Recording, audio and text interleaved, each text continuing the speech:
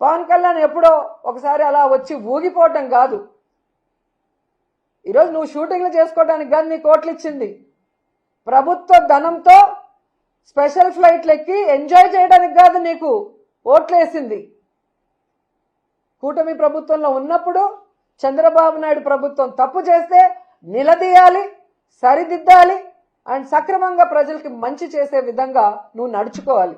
కానీ నీ నియోజకవర్గం పిఠాపురంలో అమ్మాయిని రేప్ చేసినా పట్టించుకో, రైతుకు యూరియా దొరక్క ఎండల్లో వాళ్ళు నించొని రోజుల తరబడి ఏడుస్తుంటే పట్టించుకో, ఇదే పిఠాపురంలో నిరుద్యోగులకి ఉద్యోగం ఇవ్వకపోయినా నిరుద్యోగ భృతి ఇవ్వకపోయినా పట్టించుకో. నీ ప్యాకేజ్ కరెక్ట్గా నీకు ఇస్తే చాలు. ఒక హెలికాప్టర్ కొనిచ్చేశాడు, ఇంకా ఎక్కి తిరుక్కుంటూ ఉంటున్నావు.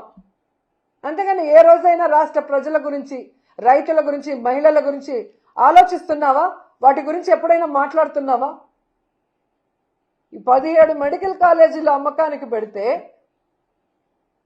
కనీసం బుర్రున్న ఎవరైనా కూడా దానికి మద్దతు తెలుపుతారా?